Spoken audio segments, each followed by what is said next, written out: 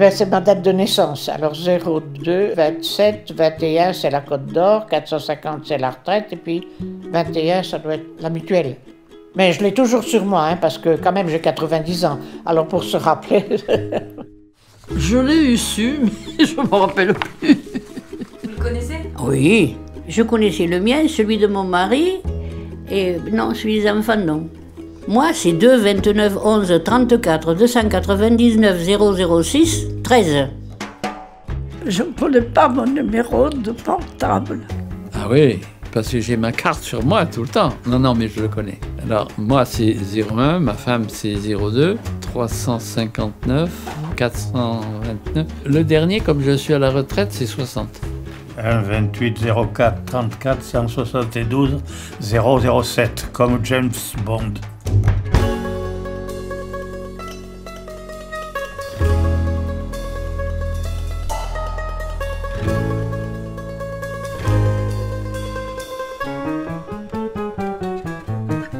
La sécurité sociale, cette grande dame de plus de 70 ans qui nous accompagne tout au long de notre vie, que ce soit à la rentrée des classes, chez le médecin, au travail ou encore à l'âge de prendre la retraite. Devenue un bien précieux pour tous les Français, elle tente tant bien que mal de trouver un équilibre entre apports sociaux et difficultés économiques. Nos 10 témoins, âgés de 90 ans passés, ont vu naître notre chère sécurité sociale. Rassemblant leurs souvenirs, ils ont confié au micro de nos mémoires vives l'histoire de sa construction et de son évolution.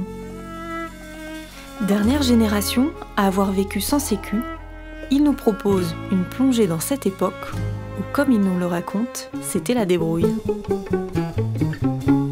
C'était plutôt les familles qui se débrouillaient comme elles pouvaient, hein, c'est certain. Le revenu des gens était souvent mélangé, c'est-à-dire, par exemple, des petits agriculteurs qui n'avaient pas de grosse surface, mais qui avaient un cheval, et qui l'hiver transportaient du charbon, du bois, tout ça. En plus, vous voyez, c'était assez souple, quoi. Oui, c'était une autre manière de vivre, parce que dans les familles, tout mélangé, on arrivait à s'en sortir, quoi. Et voilà, chacun, je vous dis, faisait un peu ce qu'il pouvait. Bon. Mon père faisait 2 journées. Il faisait marcher le petit train de Palavas. Et puis on avait un magasin à Montpellier, d'horlogerie, bijouterie. Il n'arrêtait pas, papa, parce qu'il fallait beaucoup de sous. Nous étions 6 enfants dans 3 pièces. Pas de salle de bain, pas de chauffage, juste une fenêtre avec un balcon qui donnait de l'air pour tout l'appartement. Donc malgré le fait d'avoir peu de travail, on arrivait difficilement à payer un loyer d'un appartement correct. On ne pouvait pas. Et encore, croyez-moi que mes parents faisaient des économies. Et après, on payait à la fin du mois. Les épiciers faisaient crédit. Et quand les gens ils avaient fini la semaine, ils allaient payer, ils n'avaient plus de sous après. Peut-être pas la survie, mais nous, c'était l'économie, voilà. Je voulais vous parler pour les enfants. Qu'est-ce qu'on faisait des enfants quand on avait beaucoup d'enfants? C'était trop lourd pour les familles, il n'y avait pas d'allocation familiale, il n'y avait pas la sécurité sociale. Alors, le résultat, c'était quoi la solution? Mais les petits restaient à la maison, et puis les grands, quand ils commençaient à avoir 6-7 ans, ils trouvaient des familles qui n'avaient pas d'enfants et qui voulaient bien les accepter pour leur tenir compagnie, puis les envoyer à l'école. Moi, par exemple, mes frères étaient placés dans des familles. Il y en a un qui était chez un tailleur de pierre, il y en avait un autre qui était chez un agriculteur. Mais mon père exigeait qu'ils reviennent à la maison pour les vacances. Je me rappelle, quand mon père revenait du marché, alors il y avait des monticules de pièces, puis après il comptait combien. Je crois que ça me dégoûtait de voir qu'on était obligé de compter comme ça. On avait souvent des angines, parce que bon, on n'avait pas de chauffage. On nous allumait un poêle dans les chambres quand on était malade, et pas plus. Mais on avait souvent des angines. Passez-moi le mot, mais à l'époque, on se démerdait comme on pouvait. Ma grand-mère, la vingtaine de combines, des tisanes de ceci, des pétales de lys qu'on mettait dans du 3,6, c'est-à-dire dans l'alcool de 20, de 90. On ne faisait pas de dépenses inconsidérées. C'était ça autrefois. Et nous, notre grande Bible, ça s'appelait le médecin des pauvres. Et là-dessus, tu avais tout ce que tu pouvais imaginer. Alors tu cherchais, quand tu avais ça ou ça, il te fallait faire une infusion de ça, ou mettre un cataplasme de côte de blette avec je sais pas quoi. C'était ça. Quand on vous dit on prend les recettes des grands-mères, ben c'était ça. Moi là, j'ai navigué en plein là-dedans. Quand on s'enrhumait, les cataplasmes de farine de lin, ça a pué. Mais encore, c'était rien. Le supplice. Et les ventouses, ça en avait une peur de ces ventouses, parce qu'on allumait dedans avec toujours le fameux 3,6 à 90. On collait un coton avec l'alcool, une allumette, et pouf, on te mettait ça, et alors tu voyais, ça montait violet. Après, ça avait la poitrine et le dos plein de rhum violet, gros comme ça. On se soignait comme ça. Hein. Alors, quand on était malade, si on voulait voir le docteur, on le disait à l'épicier, au boulanger, et la personne qui avait un docteur, elle le disait, aujourd'hui le docteur vient chez moi. Ça fait que si vous aviez besoin de docteur d'un jour, vous alliez chez cette personne, les gens vous diraient au docteur qu'ils viennent chez moi, voilà. C'était le bouche à oreille. Mais on n'était pas remboursé dans la sécurité sociale. Alors quand on appelait le docteur, c'est qu'on en avait réellement besoin, c'est qu'il y avait des problèmes. À ce moment-là, j'ai eu la brucellose, c'est-à-dire ce qu'on appelle la fièvre de Malte. C'était à l'état endémique dans la région. Le docteur l'avait soigné plus de 90, il m'a dit. Et le remède, ils ne me l'ont pas remboursé. Bon, les remèdes, c'était beaucoup moins cher que maintenant et beaucoup moins nombreux. Mais enfin, bon, on a pu le supporter. Mais enfin, c'était... Je vous dis, il y avait une question aussi de prix, docteur. Ça coûtait, ça coûtait. S'il venait 4 ou 5 fois, le docteur, ça faisait un peu loin. À ce moment-là, quand il y avait quelque chose de très grave, au lieu d'hospitaliser, des fois, on faisait venir un spécialiste de Montpellier. On avait l'avantage d'être pas très loin de Montpellier, qui venait donner son avis. On hospitalisait que vraiment quand on était très très malade. Ils faisaient beaucoup de choses à la maison, les docteurs, vous savez. On n'allait pas pour une foulure, une fracture de pouce, des petites fractures comme ça. Eh bien, c'était des bandages. Hein. Ils faisaient payer ceux qui avaient les moyens. Et le dimanche, ces femmes, elles passaient dans les familles, aider quand il y avait un accouchement, quand il y avait un bébé qui naissait, quand il y avait des problèmes. Les autres femmes s'en occupaient. Je ne dis pas tout le monde, mais en général, il y avait toujours une bonne âme, il y avait toujours un homme qui était serviable, il y avait... Oui, on avait le souci de l'autre. Et les accoucheuses, souvent, c'était des femmes qui étaient spécialisées. Ça pouvait être votre voisine. Il n'y avait pas de maternité à l'époque. Vous rêvez. Les femmes accouchaient chez elles, c'est pour ça qu'elles mouraient, souvent. Pour ma fille, je me suis arrêtée 1 mois avant. Pour mon fils, j'ai quitté le bureau le samedi et j'ai accouché le lundi. Et vous avez repris le travail directement 10 jours après. Autrement, je n'étais pas payée. Il me fallait être payée. C'est pour ça que toutes ces bonnes femmes, tant mieux pour elles, hein, qui ont tant de semaines avant, tant de semaines après, ça n'existait pas. On accouchait chez soi, on n'allait pas en clinique. Hein. Vous disiez que c'était une sage-femme qui venait au domicile? Oui, ou on allait chez elle, on l'habite à côté, pour savoir si on était enceinte ou pas. Et 9 mois après, on l'appelait le jour de l'accouchement. On n'allait pas tous les 3 mois se faire radiographier, ou voir ou vérifier le bébé. On ne faisait pas comme maintenant. Hein. Je veux dire, quand je raconte n'importe, je dis, c'est pas de la préhistoire quand même. Hein. Vu mon âge, je suis âgé, d'accord, mais c'est pas la préhistoire. C'est vous dire... Comme la vie a changé, comme les méthodes ont changé, comme les soi-disant progrès qu'on a fait. Il n'y a pas de comparaison. Face à la débrouille, le lien social est une condition indispensable pour survivre. Les solidarités s'organisent autour des réseaux sociaux de proximité, notamment la famille et les voisins. Mon père à moi, il a travaillé assez tôt. Il a aidé sa mère et son grand-père assez jeune.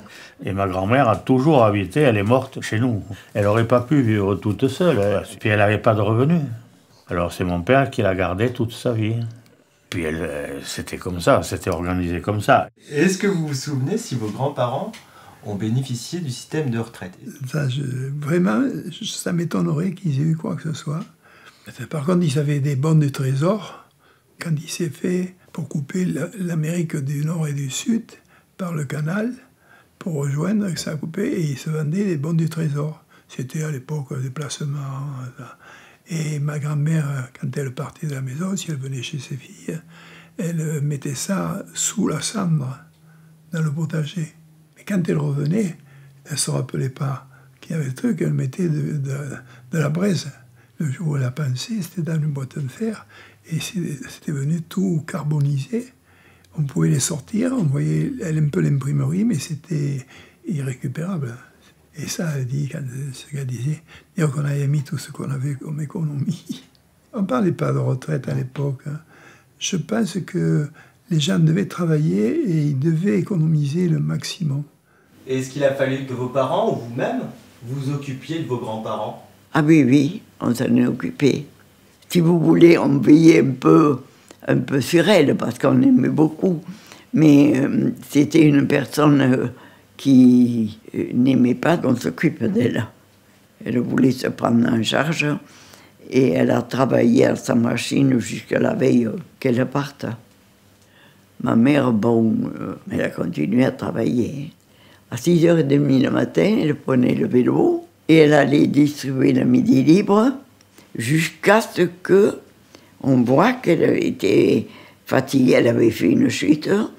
Et alors mon frère avait dit, écoute, il n'y a rien à faire, maman, il faut qu'on y crève ton vélo, comme ça, elle n'ira plus. Et je crois que c'est à ce moment-là chacun on lui a donné 10 000 francs pour qu'elle vive. Elle avait quel âge à peu près quand elle distribuait encore ces journaux-là? Au moins 65 ans, au moins. Et elle n'avait pas de revenus si elle ne travaillait pas. Et quand on n'a pas de famille? Alors c'est ça le problème. Ma femme, elle a été élevée comme ça. Il y avait la famille autour, toujours la même. Et donc, moi, je ne me suis pas rendu compte. Parce qu'on a toujours été pris en charge par la famille, quand ce n'est pas les voisins aussi qui s'y sont mêlés. Hein. Les mentalités qui ont changé aussi, c'était les gens qui étaient malades faisaient appel plutôt aux voisins, aux connaissances et tout ça, un peu avant de voir le docteur, quoi. Et je vous dis aussi, il y avait aussi le problème, en plus des maladies, de celui qui ne pouvait pas travailler, qui était malade, qui ne pouvait pas travailler. Alors là, c'était aussi très dur, parce qu'on n'avait plus de revenus, ou presque pas, quoi.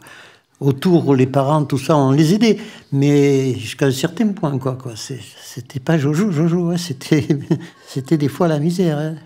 Celui qui n'avait pas d'enfant direct ou tout ça, quelqu'un venait le soigner quand il était un peu plus âgé, et bénéficier de la maison, des terres et de tout, quoi. Voilà, ça marchait pas mal, ça. Pour ceux qui n'avaient pas de descendance, hein, je parle.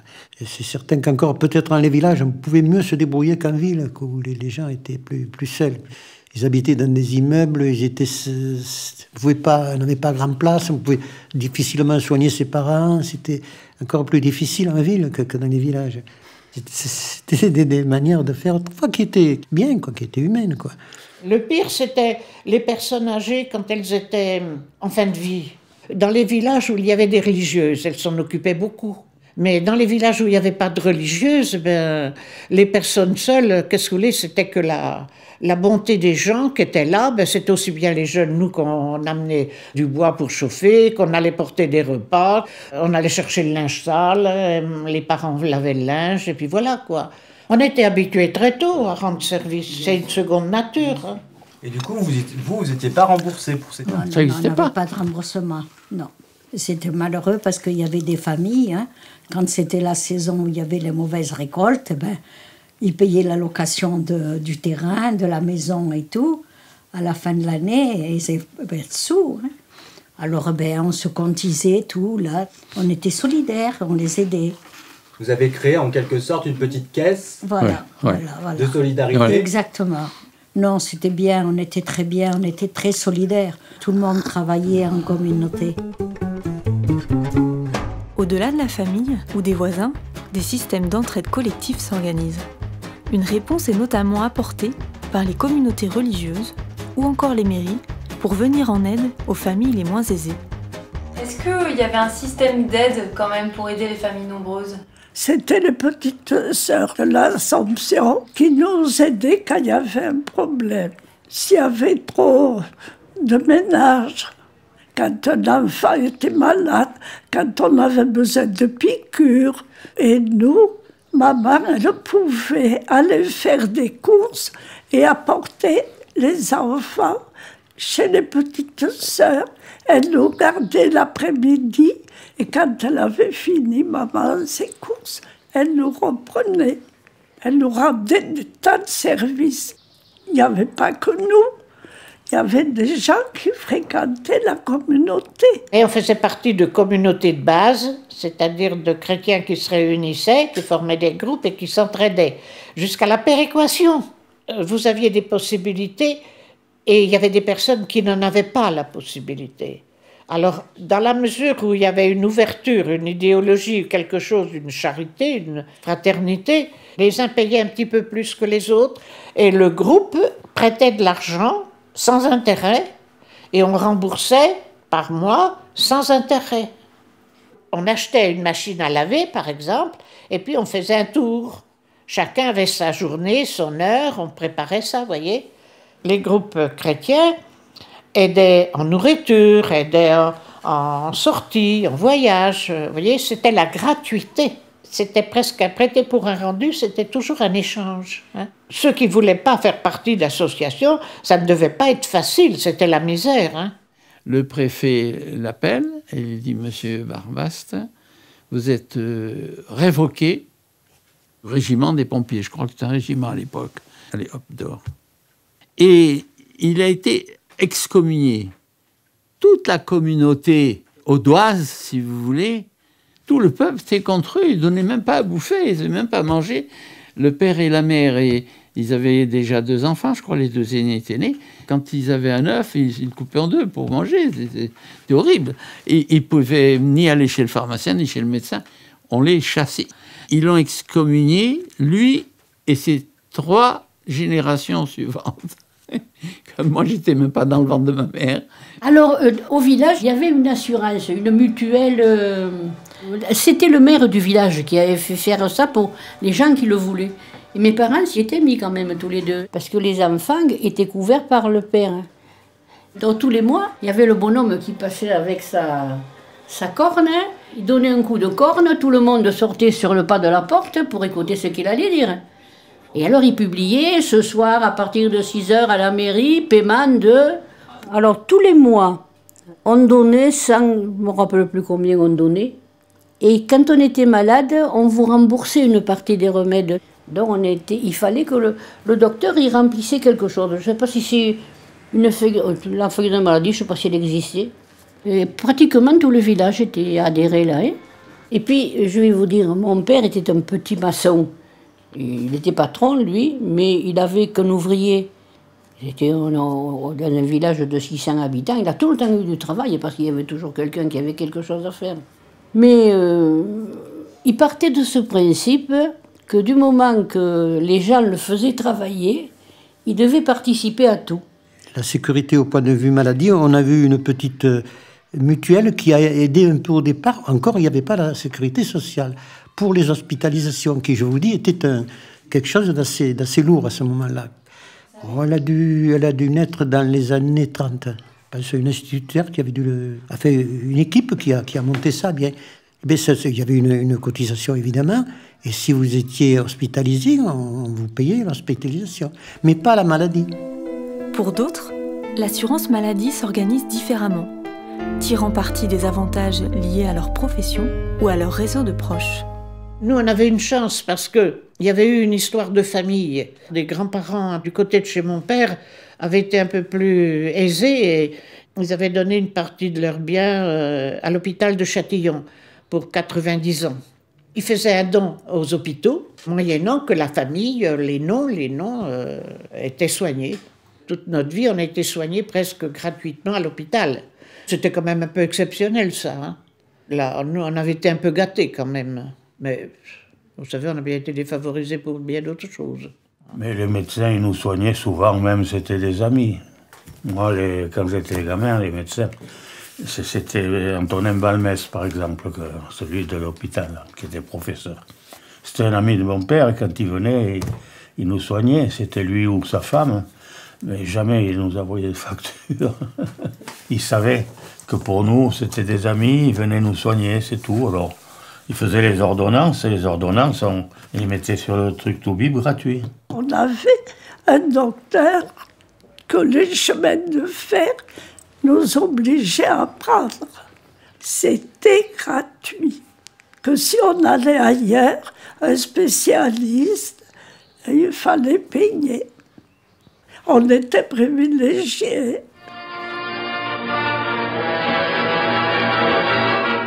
Monsieur René Artaud, ministre de la Santé publique, vous parle.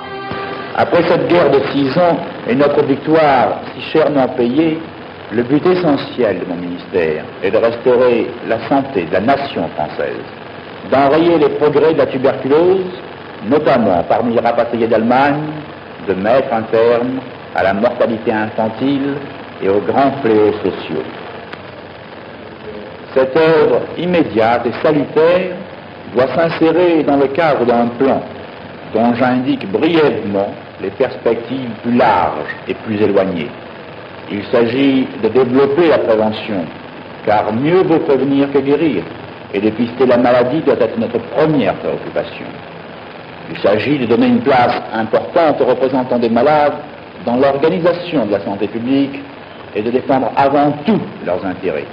Il s'agit de placer la médecine à la portée de tous, sans distinction de richesse, et d'étendre le champ de la sécurité sociale. Il s'agit enfin de s'inspirer dans tous les domaines des progrès de la technique moderne. C'est ainsi que notre œuvre constituera un des facteurs du redressement national dont nous serons les artisans passionnés, toujours au service de notre peuple et de la patrie renaissante.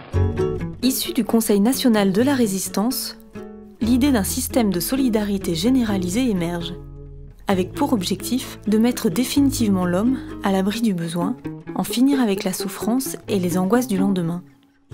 Institués dès la Libération, nos témoins nous racontent comment ils ont vécu l'avènement de la sécurité sociale.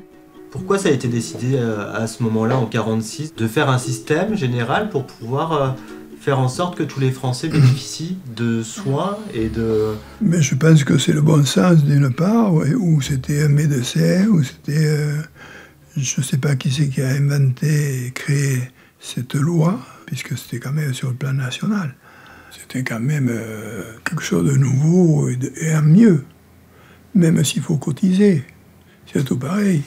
S'il y a un avantage, il y a un inconvénient, c'est payer. Vous savez, à 18 ans, on m'a dit on te retiendra ça, ça et ça pour la sécu. Et, on n'était pas contestataire. Si je n'avais pas voulu, je foutais le camp de l'administration. On gagnait moins qu'un ouvrier agricole. Mais parce qu'on ne leur retenait pas la sécurité sociale. Nous, vous avez vu tout ce qu'on me retenait? Mais quand je l'expliquais à mon père me disait « Mais ma fille, tu veux me faire croire que tu vas être malade, que tu ne travailleras pas et que tu seras payé ?» Eh bien oui, je lui ai dit. En principe, c'est ça la sécurité sociale. Ouais, c'est pas possible.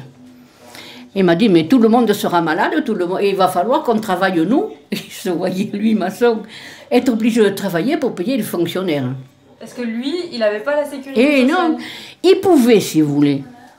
Alors je lui ai dit, mais tu peux. Et bien il me dit, mais quand même, on ne va pas me dicter ce que j'ai à faire. Il n'y croyait pas. C'était un progrès, quoi. Ça ne se discutait pas. Tout le monde disait que c'était un progrès, tout le monde en profitait. C'était un mieux, quoi, c'est certain. T'es bien content que ça arrive, quoi, c'est certain. Quand je travaillais à la réglisserie, il y a eu la sécu. Le samedi, on recevait la paye et nous faisait un petit bulletin. Ça devait être 3 francs 6 sous. Et nous ne payions pas beaucoup, mais on mangeait des bonbons, on mangeait du sucre. Et là, le patron nous a appelés et nous a dit, voilà, sur votre paye, je vous retiens pour ça. Personne ne voulait. On le savait que c'était la loi. Et on s'était dit, on n'acceptera pas. On avait compris qu'il nous volait l'argent de notre travail. On disait que c'est un voleur, monsieur Jacques, cette sécurité sociale. Tous les ministres vont les mettre dans les poches. Je n'étais pas la seule. Tous les jeunes en parlaient comme ça. On n'en voulait pas de la sécurité. En plus, On n'était pas malade, on était jeunes. On disait, mais à quoi ça sert? Peut-être les gens plus mûrs n'ont pas raisonné comme les jeunes. Il y avait des gens qui, quand même, disaient que c'était un progrès. En 1946, j'avais 23 ans. Aussi bien, je ne savais même pas que ça existait. Mais c'est-à-dire qu'à ce moment-là, j'étais toute, si tu veux, à mon enfant, à mon foyer, et voilà. C'était la vie qui s'ouvrait, tranquillette. Hein. On n'était pas malade à ce moment-là. Donc la sécurité sociale, vous m'en auriez parlé comme du chinois, j'aurais pas su seulement ce que c'était. Enfin, je me rappelle pas avoir dit « Ah, si on te remboursait ou si on te remboursait pas à ce moment-là ». Si ça a été facile du point de vue de l'acceptation de la chose, ça a été formidable. On payait, on ne paie plus. On serait bien chose d'être contre. On te retient tes cotisations, tu touches moins. Mais comme de notre côté, tu es garanti, c'est quand même un avantage et considérable. Partagé au départ, entre engouement, défiance ou encore indifférence, les témoins réalisent assez rapidement les avancées permises par la Sécu. Même si les mesures ne sont pas tout de suite opérationnelles, celles-ci apportent du confort en termes de santé et de vie quotidienne. C'était bien, on découvrait ça. On a souffert de la guerre, hein, de nourriture et de malnutrition, tout ça. Tout s'est amélioré petit à petit. Après, il a fallu se battre, c'est sûr. Et c'est sûr que ça ne s'est pas fait en un jour. Hein. Les serres m'ont pas payé, m'ont pas déclaré. Pas d'assurance maladie non plus. Oui. Ça va que j'étais pas malade. Hein. Oui. Pas cru que ça allait durer tant, plus ça a duré. Oh, une dizaine d'années. Alors, j'ai été déclaré au moment où il y a eu tout ce raffut pour qu'on paie les enseignants du privé. Après, c'est le gouvernement qui nous a payés. Il n'y avait pas d'hôpitaux du tout. C'était tous les hospices. La loi de 58, eh ben, c'est celle qui a décidé de la transformation du système de santé en France.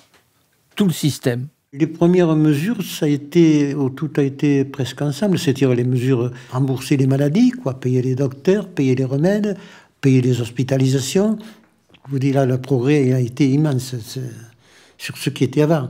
Alors, la première fois que j'ai eu la grippe, donc j'étais à la protection de la jeune fille, je vais voir le docteur me dit, mais il faut vous arrêter, vous ne pouvez pas aller travailler comme ça. Mais je lui dis, mais qu'est-ce que je vais faire ici, la protection de la jeune fille, dans une chambre toute seule, hein. Je lui ai dit, je ne peux pas aller chez mes parents. Et il m'a dit, il faudrait que vous payiez votre train. J'ai dit, mais plutôt que de rester... Il m'avait marqué une semaine. Quand je suis arrivée au village, à Sauvière, c'est au moment de la paye. Et alors, comme c'était le bureau d'ordre qui nous payait, il m'avait envoyé ça au village. Donc, il a bien vu que j'étais payée, que j'étais malade, que j'étais payée et que j'étais à la maison. Là, ça a été ma première maladie. Mais j'en revenais pas. Hein. Je disais, mais cette sécurité sociale, c'est bien. Hein. Oh ben nous, on appelait le toubib que quand on était malade, on n'était pas suivi. La médecine du travail, dès qu'elle a été obligatoire, si j'ose dire, on s'en est occupé. On avait un médecin pour notre maison. Après, il y a eu des organisations générales, mais nous, on a tout de suite pris un toubib qui venait 1 ou 2 fois par semaine. Parce qu'il y a des gens qui ne faisaient rien du tout. Et là, ils sont surveillés quand même automatiquement, mais adultes. Et puis après, il y avait le contrôle automatique tous les ans quand même pour tout le monde. Et ça, on allait chez lui, où on avait les radios.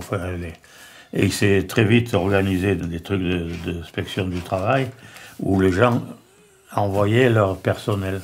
On est mieux suivi maintenant. C'est pour ça qu'on vit longtemps. Parce qu'à l'époque, ils ne se soignaient pas comme maintenant. Il y a eu quand même des progrès. Il y a des cancers qui se guérissent. En plus de ça, vous avez quand même des chercheurs qu'il n'y avait pas avant. Donc je vis plus longtemps.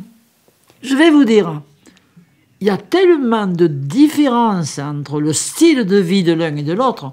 Par exemple, je veux dire, dans les accouchements, peut-être il y a des bébés qui meurent moins.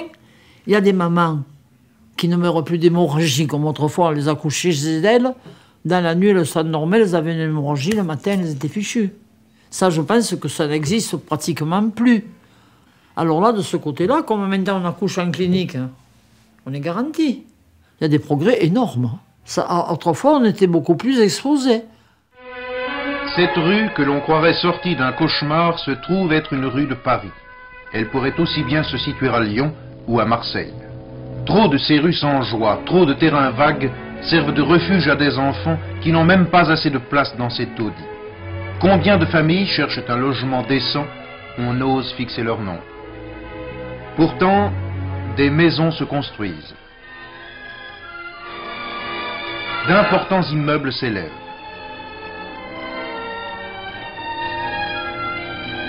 Et certes, il n'est pas impossible de trouver un appartement.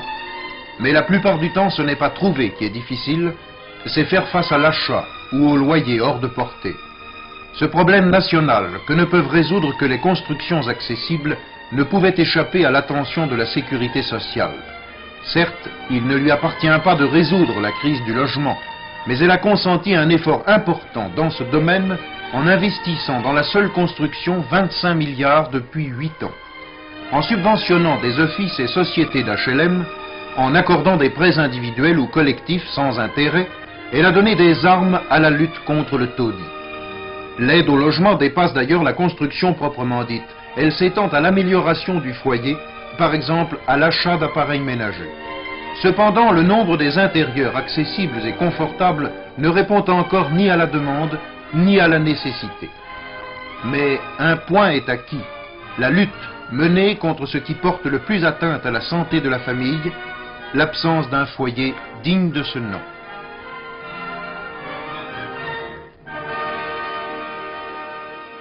Moi, je suis une personne qui parle, qui aime le dialogue. Premièrement, j'ai eu des appartements que comme ça, que j'ai jamais pu. Pour avoir un appartement, il faut se battre. Moi, le premier appartement que j'ai eu, bon, c'était une chambre de bonne avec mon mari. Bon, on a commencé comme ça, mais le jour où j'étais enceinte, il a fallu que je cherche un appartement en ville et puis que je fasse une réquisition. C'était les premières réquisitions d'appartements à Paris. On n'avait pas d'allocation familiale, on n'avait pas d'allocation logement.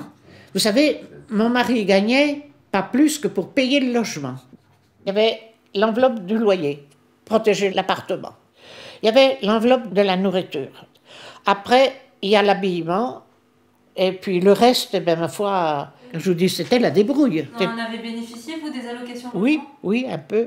Pas beaucoup. À Asnières, j'en ai eu, parce qu'on avait fait la comparaison qu'avec l'allocation logement, j'ai pu m'acheter la machine à laver. Ah, mes jumeaux avaient 10 ans et demi quand on a eu l'appartement, nous, le premier à HLM. Est-ce que les loyers étaient très chers à cette époque-là? Non, l'HLM, non, on pouvait se le payer. Attendez, on avait une allocation logement aussi. Nous, on l'a eu quand on a eu un HLM. Est-ce que vous avez bénéficié d'allocation familiale ou d'allocation logement? Allocation logement, je me souviens pas, mais familiale, oui, ben oui, j'avais 4 gosses. Ça faisait un peu plus d'argent dans la maison. Ben, moi, j'avais un salaire quand même d'ouvrier. Alors, j'avais quand même un salaire moyen. Et les allocations, ben, ça mettait un peu de beurre dans les épinards, comme on disait. Surtout que c'est le genre de choses que la femme prenait et on lui laissait faire pour la maison. C'était pour la maison et les enfants.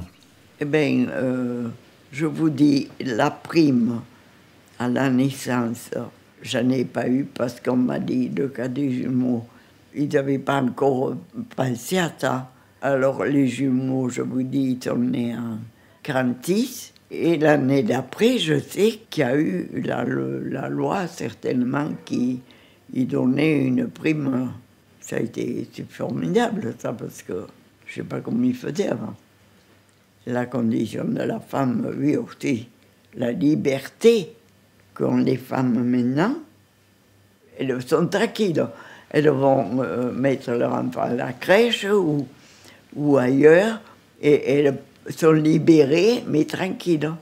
Je me rappelle, j'habitais à la campagne et j'allais à vélo. Je suis allée prendre mes allons. J'étais allée à la Sécu porter des feuilles, un remboursement et les allons. Et l'argent, je l'avais mis dans les sacoches. Donc on allait chercher les allocations familiales et les allocations logement. Oui, l'allocation logement, oui. Mais l'allocation familiale, on les portait à la maison. Il venait le monsieur et on signait le papier et vous payez. Mais tous les mois, sur les allocs, j'avais une boîte, je l'ai encore, avec des interclasses et je mettais des enveloppes pour l'eau, pour le gaz, pour les vacances. Les vacances, moi je me rappelle, c'était les premières fois qu'on pouvait partir en vacances.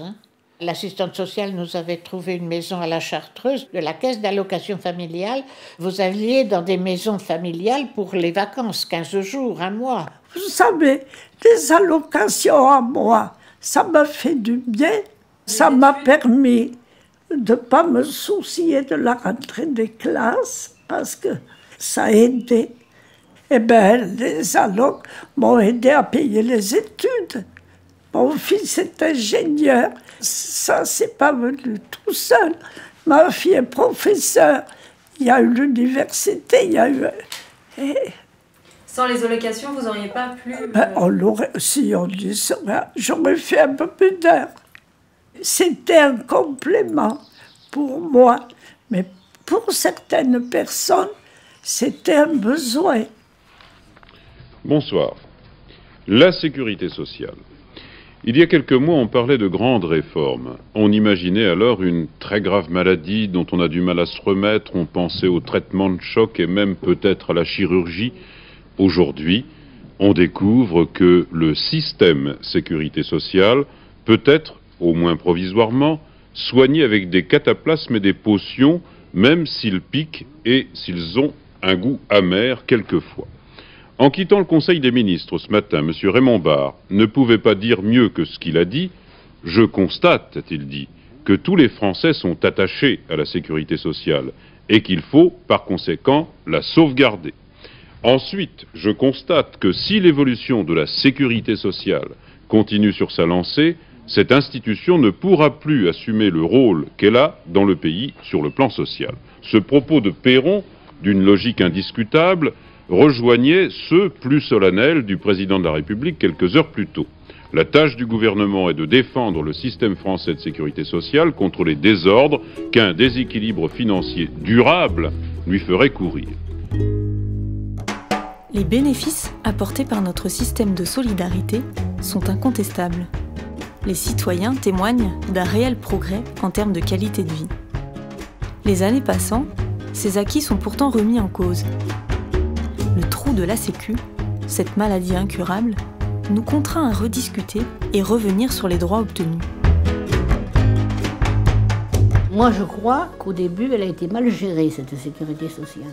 Les gens ont trop tiré dessus.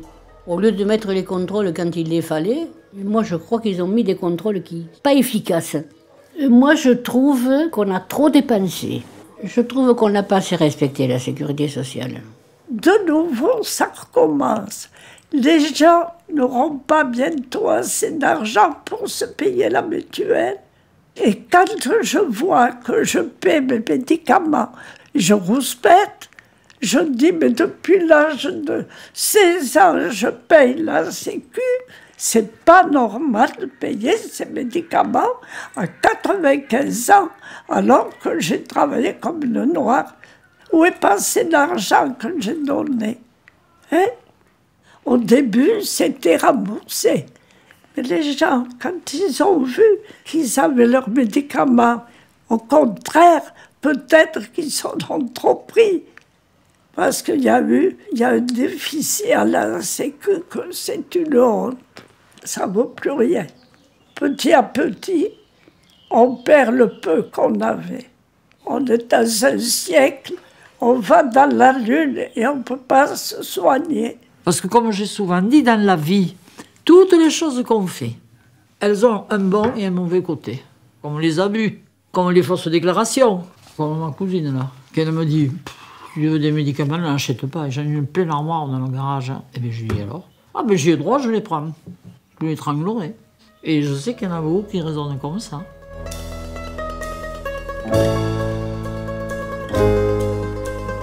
Ayant vécu plus de 70 années aux côtés de cette grande dame, nos aînés reconnaissent facilement un avant et un après sécurité sociale. Ils s'inquiètent aussi de sa mise à mal ou de sa disparition. Bénéficiaires durant la majorité de leur vie, ils nous confient leur attachement à notre système des solidarités, sans doute l'un des secrets de leur longévité. La sécurité sociale, c'est un beau mot. C'est écrit, c'est merveilleux, c'est magnifique. Heureusement que ça existe, heureusement que la France a mis ça sur pied, c'est fantastique. Comment la médecine, la santé, si tu veux, pour tout, comment elle est arrivée à traiter les gens, c'est formidable. Parce que chaque fois que j'ai eu des petits problèmes, la santé, c'est-à-dire les médecins, les médicaments, tout mélangé, m'ont sauvé. Et voilà, et ça m'a permis chaque fois de passer un cap. Les pauvres dans le temps, à part les agriculteurs ou les commerçants, qui pouvaient donner aux médecins ou qui pouvaient faire payer par les produits qu'ils avaient. Tandis que ceux qui n'avaient rien, heureusement qu'il y a eu la sécurité sociale, qu'il y a eu l'allocation logement, qu'il y a eu tout ça, parce que la classe ouvrière n'en serait pas où elle en est maintenant s'il n'y avait pas eu ça. Hein. Mais est-ce que pour vous, la sécurité sociale a amené de la solidarité? Elle a amené de la solidarité, elle a structuré la solidarité. Ça n'a plus été du bénévolat, ça n'a plus été pour les débrouillards ou pour ci, pour ça, ça a été pour le citoyen. Voyez, c'est ça qui a été bien. Ça a permis de respirer un peu mieux. Hein, parce qu'il y a eu moins de contraintes. Parce que lorsque vous pouvez aller vous faire soigner, quand vous pouvez être logé, quand vous pouvez avoir des aides pour habiller vos enfants, pour aller à l'école, hein, les bourses, les vacances avant, ça donnait un certain épanouissement. Ça a permis la santé, ça a permis d'étudier, parce qu'on n'avait pas souci de la maladie, et ça a permis de s'ouvrir. Je me suis intéressée un peu à la société. Ça n'allait pas, cet esclavage, on était esclaves. Esclaves des parents, esclaves des patrons, mais on avait le droit de se taire. Et vous avez l'impression qu'on est sorti de cet esclavage alors? Ah oui, grâce à la Sécu, grâce aux allos, peut-être les gens se sont ouverts, se sont mis à lire, à comprendre. Et quand on comprend, on est plus tolérant. La vérité, c'est qu'avant, en cas de besoin, on n'avait rien. Alors que maintenant, on a quand même quelque chose. Moi, j'ai eu 3 opérations, dont une assez grave. Mais ben, ça m'aurait coûté quelque chose. Hein. J'ai rien payé. Elle m'a bien dépanné, j'ai payé, d'accord. Mais je ne m'en suis pas servi à outrance. Mais quand j'en ai eu besoin, elle a été là. Donc je ne regrette pas si j'ai trop payé par rapport à ce que j'ai dépensé. C'est aller aux autres. C'est normal. Moi, je ne suis pas comme ça. Je ne dis pas, ah, j'ai droit ou c'est à moi. Non. C'est une mutualité. Ça veut dire que c'est pour s'entraider en soi, à la base. Toi, ce que tu peux en trop, eh bien, ça peut servir à l'autre qui ne peut pas payer davantage. Moi, je trouve que c'est un très bon système. C'est une aide, c'est vraiment du social, ça. Sécurité sociale, ça ne peut pas mieux s'appeler. Parce que c'est une entraide. Hein. Finalement, on s'estime privilégié quand c'est comme ça. Pour quelqu'un comme moi qui a vécu entièrement, et avec sa tête, les 2 époques, ça, c'est une autre planète. Et je vois que si tout d'un coup on n'avait plus de sécurité sociale, eh bien, je ne sais pas ce qui se passerait. Ce serait un cataclysme. Un cataclysme.